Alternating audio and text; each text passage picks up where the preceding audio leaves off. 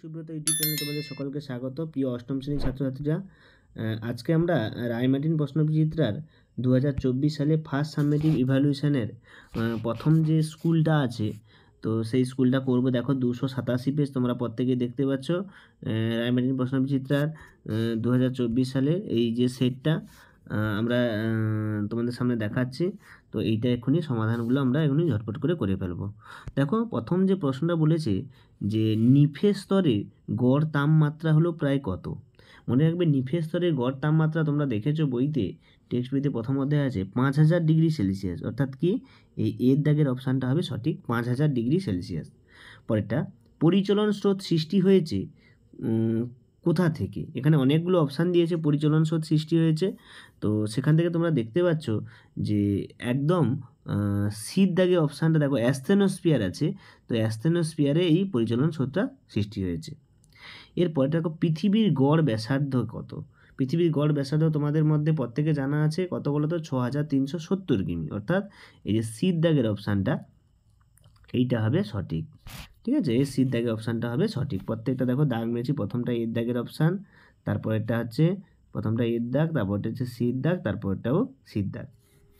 এর পরের প্রশ্ন দেখো যে ভুটানের প্রধান ভাষা কি। মনে রাখবে ভুটানের প্রধান ভাষা কি বলো তো তোমরা, উত্তরটা কী হবে না, জাংথা।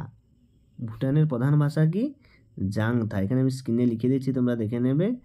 উত্তরটা কী হবে না, জাংথা। ঠিক আছে, বাকি জায়গায় অনুষ্কা থয়াকা, জাংথা। ঠিক আছে, এরপরে দেখো যেটা আছে তোমাদের দেখতে পাচ্ছ, মায়ানমারের প্রধান নদী কি। মায়ানমারের প্রধান নদী কি বলো তো, না ইরাবতী। মায়ানমারের প্রধান নদী কি, না ইরাবতী।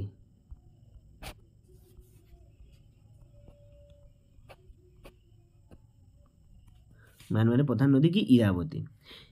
এরপরে দেখো 3 দাগের প্রশ্নটা বলেছে, 3 দাগের প্রশ্নগুলো আমরা এক্ষুনি সমাধান করব।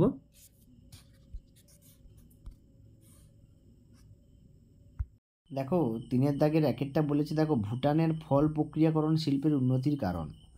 তো এখানে ফল প্রক্রিয়াকরণ বলতে পৃথিবী মানে ভুটানের ফল প্রক্রিয়াকরণে শিল্প সংগ্রহ পুরো পৃথিবীর মধ্যে বিখ্যাত। এবং ভুটানের ফল প্রক্রিয়া যে বিভিন্ন কারণগুলো হচ্ছে, একটা অনুকূল জলবায়ু, এখানে জলবায়ু খুব উন্নত যা ফল সংরক্ষণে খুবই উপযোগী। যেমন ফল উৎপাদন, এখানে আপেল, কমলা, লেবু, আনারস প্রভৃতি উৎপাদন হয়, এই জন্য এখানে উপত্যকায় সর্বাধিক ফল উৎপাদিত হয়। এবং কৃষিকাজের অভাব, এখানে যেহেতু ভুটান একটা পাহাড়ি অঞ্চল, তো সেক্ষেত্রে কৃষিকাজ ঠিকঠাক হয় না। এবং অন্যান্য শিল্পের অভাবের জন্য এখানে ফল প্রক্রিয়াকরণটা বেশি গুরুত্ব দেওয়া হয়েছে। তো এখান থেকে দেখো তোমরা এই কয়েকটা পয়েন্ট লিখে দিলে, এই 3টে পয়েন্ট লিখলে একদম ফুল 4টে পয়েন্ট আছে, যে কোনো 3টে পয়েন্ট লিখলে তোমরা ফুল নাম্বার পেয়ে যাবে।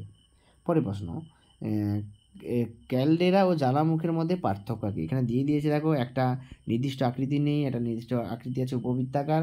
তো এখানে এতগুলো যে 9টা পার্থক্য তোমাদের দিয়েছি আমি, তো এই 9টার মধ্যে যে কোনো 3টে কি 4টে লিখলে তোমরা ফুল নাম্বার পেয়ে যাবে। এখানে দেখো ক্যালডেরা এবং জ্বালামুখের মধ্যে পার্থক্য। পরের প্রশ্ন দেখে বলেছে, দেখো পাললিক শিলাকালতে কী বোঝো, এর শ্রেণীবিভাগগুলি আলোচনা করো। তো এখানে দেখো পাললিক শিলা জানো ভূগর্ভে পলি সঞ্চিত হয়ে যে শিলা সৃষ্টি হয় তাকে পাললিক শিলা বলে।